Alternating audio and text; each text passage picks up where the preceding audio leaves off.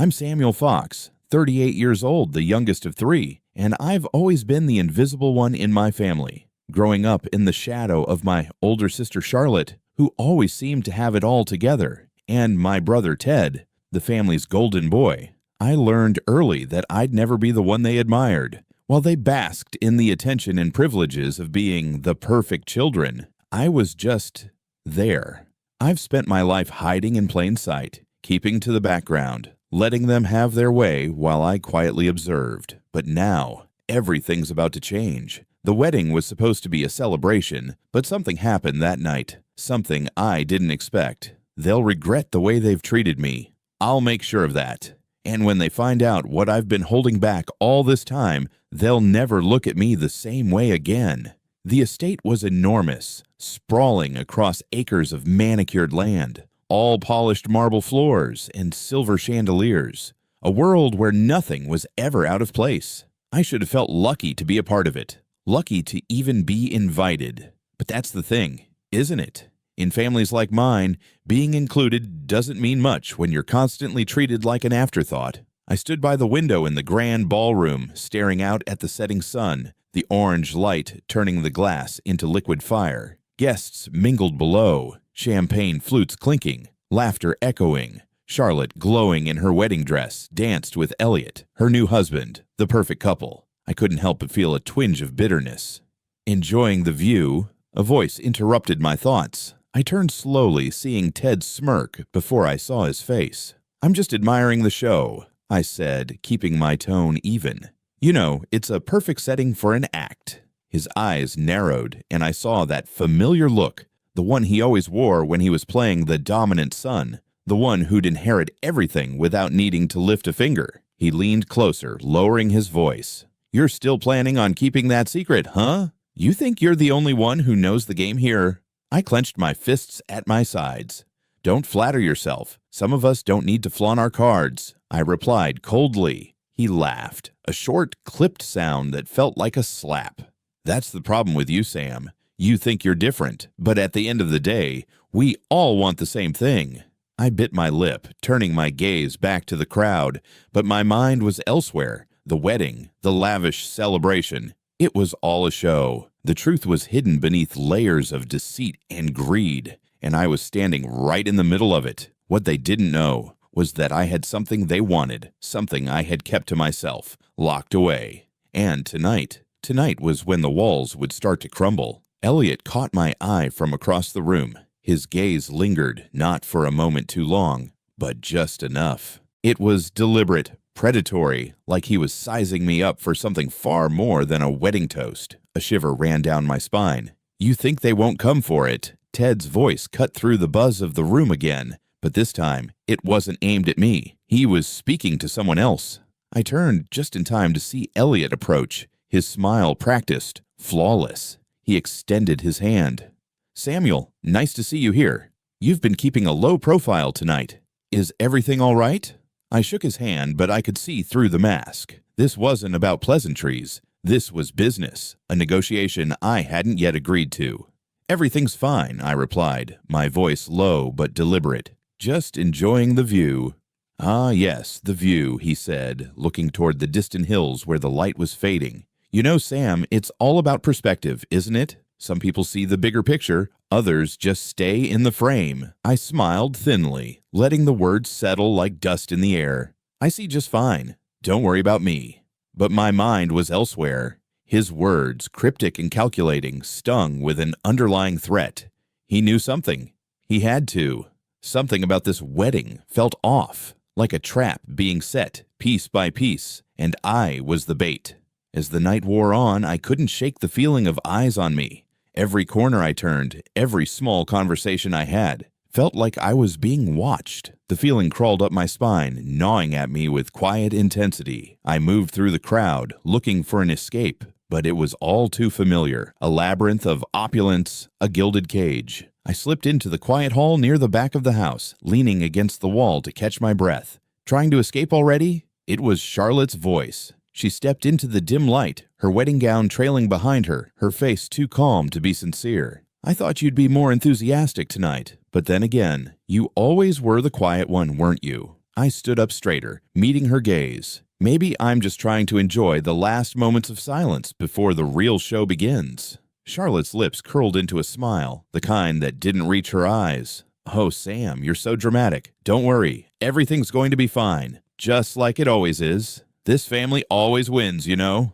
Her words hit me like a slap.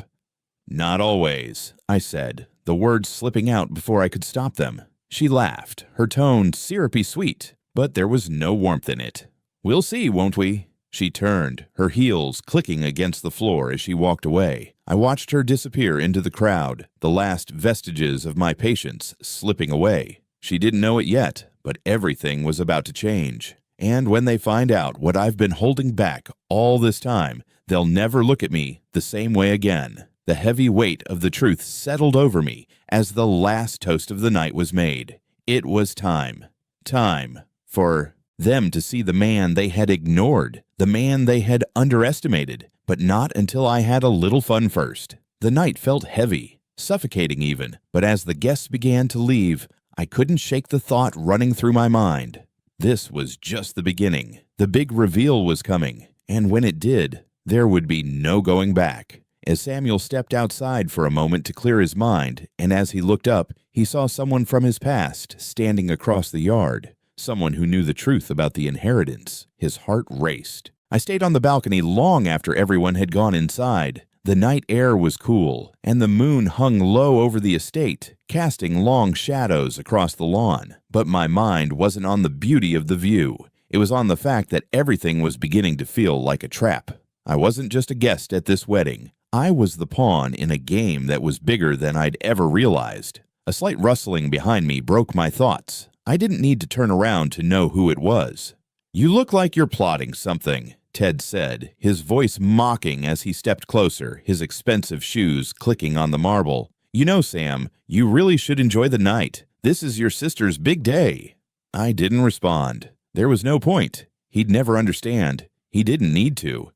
"I saw you talking to Elliot earlier," he continued, stepping to my side and leaning on the railing next to me. "He's got a way of making people feel special, doesn't he?" I glanced at him. "You sound like you admire him." Ted shrugged.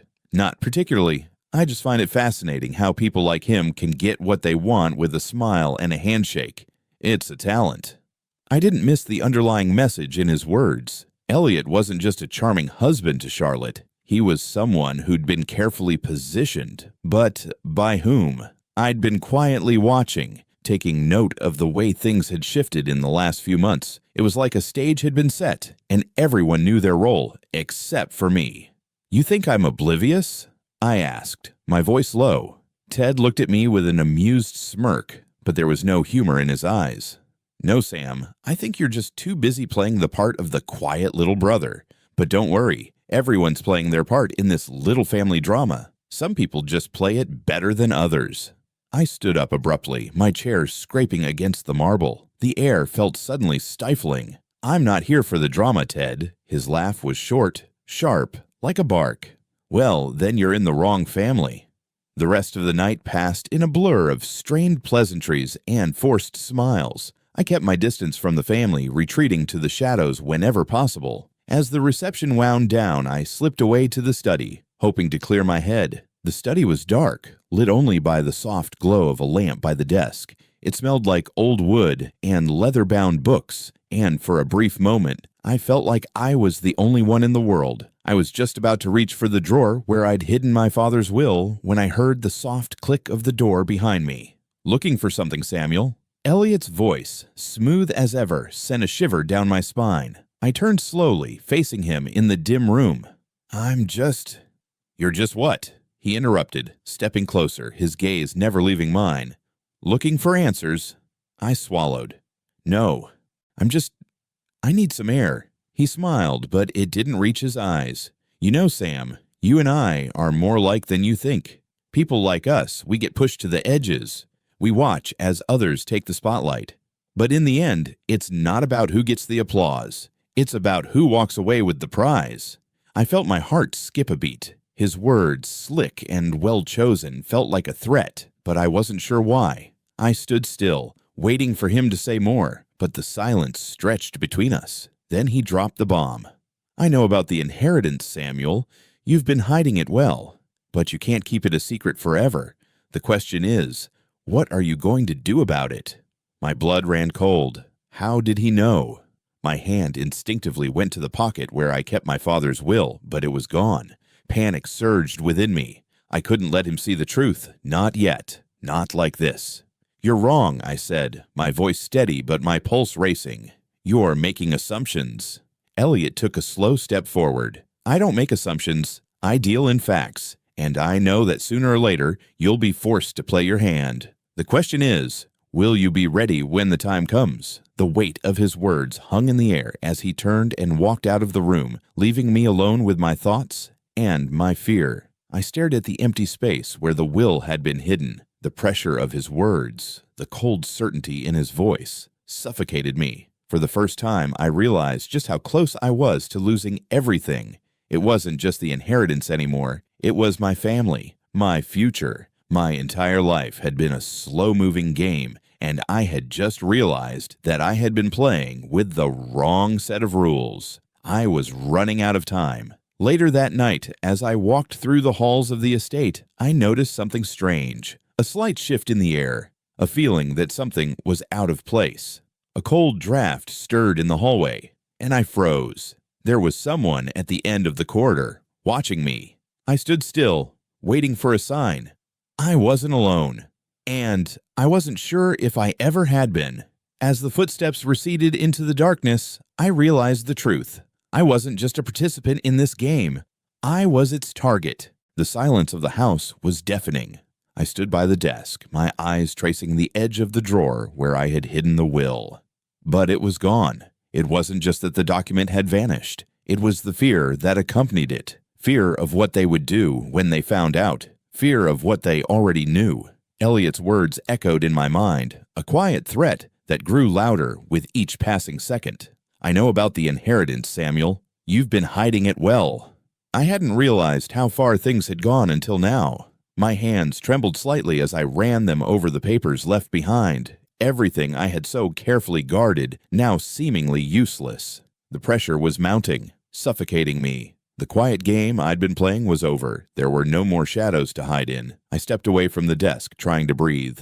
The room was too small, too suffocating. I needed air. The cool night air hit my face as I stepped outside. The estate stretched out in front of me, a labyrinth of high walls and manicured hedges that felt less like a home and more like a prison. My thoughts raced, each one spinning faster than the last. How had Elliot found out? How much did he really know? And more importantly, how far was he willing to go to take what was mine? As I walked toward the garden, the sound of approaching footsteps made my heart skip. I didn't need to turn around to know who it was. Ted. His voice always had a way of finding me when I was most vulnerable. "You're out here again," Ted said, his tone sharp. "Don't you know how to enjoy yourself?"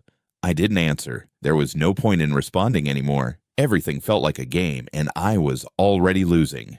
"You think you're going to stop this, don't you?" Ted continued, taking a step closer, his breath smelling faintly of whiskey.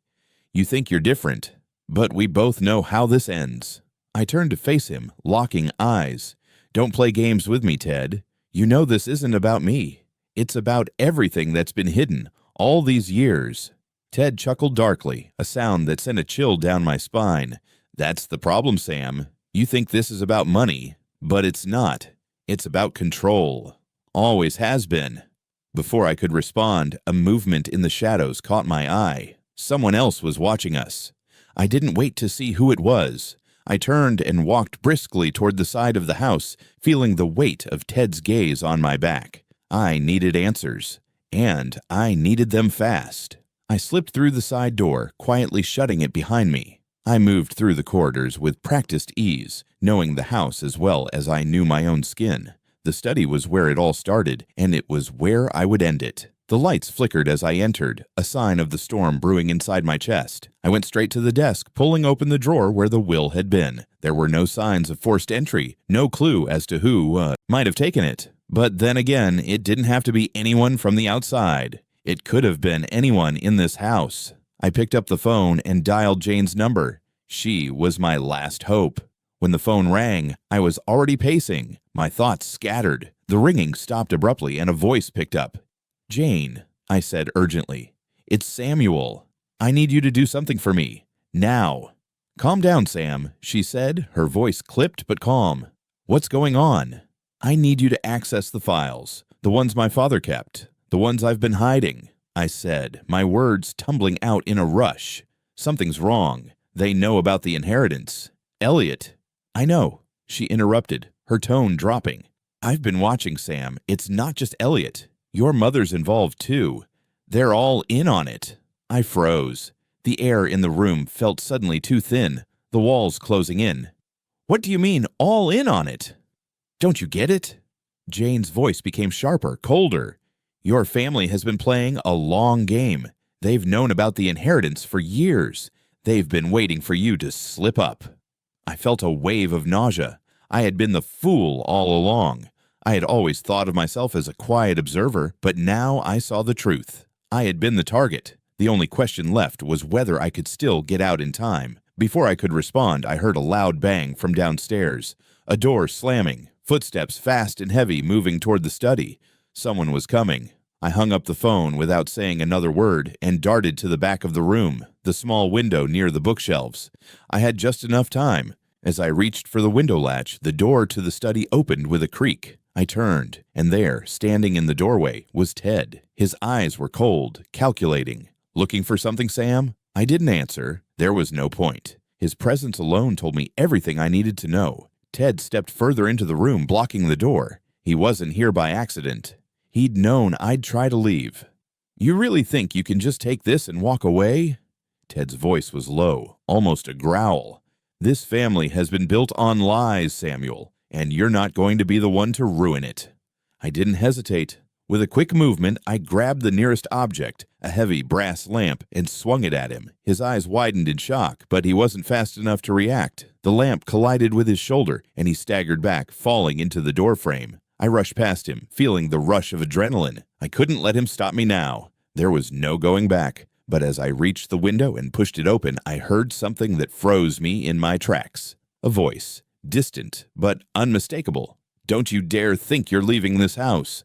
It was Barbara, my mother, the last person I expected to see standing in the doorway behind me. I turned slowly, knowing that the game was just about to change. I didn't move. The air in the room felt thick, suffocating. My mother stood there, framed by the door, her face as cold as the marble floor beneath me. Every nerve in my body screamed for me to run, to find a way out, but I couldn't.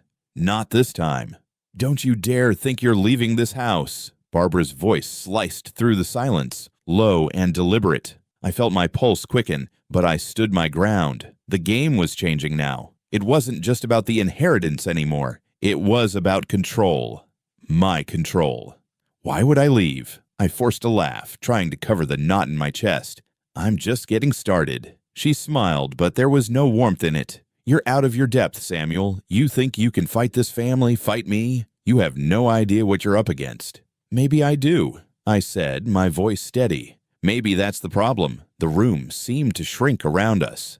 Every movement felt calculated, like a chessboard with pieces shifting beneath my feet. I wanted to escape, run, and never look back. But I knew better than to show weakness now. Barbara stepped closer, the sound of her heels clicking against the floor like a countdown. "You think the will save you? You really believe that piece of paper means anything now?" I didn't answer. I didn't need to. The truth was too painful. That will had always been my lifeline, my last bit of power. Now, with it gone, I felt exposed, naked. "You don't belong here, Samuel," she continued, her voice like venom. "You're a fool if you think I didn't see this coming. I always knew you'd try to ruin everything, try to take what was never yours. But you're too late. You're already trapped." I felt the weight of her words settle over me, each one heavier than the last. My mind raced, trying to find an escape, a way to outplay her. "Trapped?" I repeated, almost absently. "I'm not the one trapped here, Mom. You are. You've built your empire on lies, on manipulating every last person in this family, including me." Her face twitched. "You think you're the first to challenge me?" Her tone was almost a whisper now, deadly and calm. I've buried people like you before, and I'll bury you too. I stepped back, my hand instinctively reaching for the hidden drawer in the desk where I had kept the backup copy of the will, the file I thought I could trust, the last thread of safety. But as I pulled it open, my breath caught. It was gone. My heart raced, and I snapped the drawer shut with force, the loud noise echoing in the empty room. Barbara saw my reaction. "Looking for something?" she asked, her voice almost too sweet. I turned sharply, trying to mask my shock. "You took it, didn't you?" My words were barely a whisper, but the weight of them hung between us. She didn't answer immediately. Instead, she just stood there, eyes narrowing. "You really thought you could keep that from me? You were always weak, Samuel. Always." The air in the room was suffocating, the walls pressing in closer. My throat tightened, and I forced myself to breathe slowly. I had to stay calm. I had to think. But the truth was that I was running out of options. A sudden noise from the hallway made me freeze. A door opening, followed by the sound of footsteps approaching quickly. I glanced at Barbara, whose expression remained unreadable. I took a step back, instinctively reaching for the phone in my pocket. But before I could dial, the door to the study burst open. Ted. His smug grin greeted me like an old friend. "Everything all right in here, Sam?" His voice was dripping with false concern. Barbara turned to face him, her expression tight. "What are you doing here?" "Just checking on my little brother," Ted said, eyes flicking from me to Barbara, then back again. "You know, making sure the family's all in one piece." I knew what was happening now. This wasn't a coincidence. This was orchestrated. Ted was in on it too. I wasn't just fighting my mother. I was fighting the whole family. "Why don't we all sit down?" Barbara suggested, her voice soft, almost too pleasant. "We need to discuss the next steps. Samuel, you've made your move, but now it's our turn." I didn't trust any of them. I couldn't. Not anymore. "I'm not interested in your plans, Mom," I said coldly. "You've made it clear where your loyalties lie. It's not with me." Ted laughed, stepping closer. "You're a fool if you think you're in control here. You've been playing catch-up this whole time, and now you're out of moves." The words stung more than I expected. I clenched my fists at my sides, but I didn't let the anger show. "Maybe, but I'm not done yet." I turned away, forcing myself to keep my composure, trying to fight the suffocating panic rising in my chest. I needed to buy time. I needed to figure out my next move. "Samuel," Barbara's voice interrupted my thoughts, and I turned to face her again. "You should have never crossed me. You should have stayed in your place." "Maybe you're right," I said, taking a deep breath. "But now I know exactly where I stand. And it's not where you think." The tension in the room was palpable, suffocating. I knew something had shifted in the balance. I was out of moves, but that didn't mean the game was over. I wasn't going down without a fight. I turned and walked toward the door. "I'm done with this. Whatever it is you're planning, count me out." "Don't be foolish," Barbara snapped. "You don't get to walk away from this." I paused, my hand on the doorknob. "I already have." The sound of my footsteps echoed down the empty hallway, but I knew it wouldn't last. They were watching me, always watching, and the next move was theirs. I didn't have time to process what had just happened. Ted was right behind me, and Barbara's voice, still cold and menacing, followed like a shadow. The air in the hallway was thick, as if the house itself was watching me, waiting for my next move. There was no escape. Not now. Not with them closing in. "You think you can just walk away, Sam?" Ted's voice echoed off the walls, his footsteps quickening behind me. "You really think you have control here?" I didn't stop. I couldn't. My body moved on instinct, but my mind was in a haze. My father's will was gone, hidden or stolen, and now there was no time to track it down. I had to get out. There had to be a way. "You never understood," I muttered, more to myself than to him. "It's not about control. It's about survival." "Survival?" Ted laughed darkly, his voice close now. "You were never meant to survive in this family. You're just an afterthought, a minor player in a game you don't even understand." My breath came faster, the walls of the house pressing in on me. There had to be something, some way out. I had to think, but all I could focus on was the distant sound of approaching footsteps, Ted and Barbara closing in. I reached for the door to the garage, pulling it open with a quiet creak. The cool night air hit me like a wave. But just as I stepped outside, the harsh, bright lights of a car's headlights blinded me. A black SUV was parked in front of the house, its engine running. "Going somewhere, Sam." Barbara's voice was as sharp as glass. I froze, caught in the headlights, my pulse spiking. The SUV's windows were tinted too dark to see who was inside, but I didn't need to know. This wasn't about the car. It was about the fact that I had no way to escape. They had me. They'd known all along, and now they were closing the trap. "Think you can run?" Ted's voice was only a few steps behind. "You don't get to run anymore." I turned back toward the door, desperation rising in my chest, but Barbara was already standing there, blocking my path. "You really thought you could beat us?" She smiled, but there was no warmth in it. "All you've done is play right into our hands." I backed away from them, my eyes darting around for an escape route. The garage was my only option now, but I had no plan, no backup, just a burning desire to survive.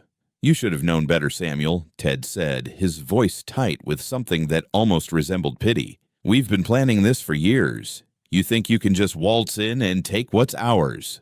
It wasn't just the inheritance anymore. It wasn't just the house, the money. It was about control, power, and I had been their pawn all along. "I didn't want this," I shot back, desperation creeping into my voice. "But you forced me into it. You forced me to fight back." Barbara stepped forward, her eyes cold. "You don't get to fight, Sam." "You never did." I turned, my hand grazing the cold metal of the garage door handle. It felt like a lifeline. But I knew that even if I managed to escape tonight, there was no running from them, no safe place to hide. "You think you've won?" I spat, turning to face them again, my chest heaving. "This isn't over. You may have the power now, but it's a matter of time. Things are shifting. People are going to know the truth." Barbara's smile faded, replaced with something darker. "The truth, Samuel, is that you never had any power to begin with. It was always ours. Always." Without another word, she turned and walked toward the SUV, the sound of her heels clicking on the concrete like a death sentence. Ted followed her, his eyes never leaving me. I stayed frozen in place, my body trembling with anger and fear. I had been so blind. They'd played me, controlled me, and now there was no going back. I had to make a decision, and fast. The night felt colder than it had moments before. The weight of my choices pressed on my chest, suffocating me. As Barbara and Ted disappeared into the SUV, the engine revved to life. The headlights briefly blinded me again, and then the car pulled away, leaving me standing alone in the driveway, the sound of the engine fading into the distance. I was still shaking, but I didn't let myself fall apart. Not yet. There had to be a way. I could still fix this. The garage door opened just enough for me to squeeze through. Inside, the cool shadows of the house were far less comforting than they had been just a few hours ago. I walked through the familiar halls, my footsteps echoing in the silence. It felt like the walls were watching me, judging me. I reached the study, the door hanging slightly ajar. The will was gone, but there had to be something left, something I could use to turn the tide. I opened the door slowly, stepping into the room.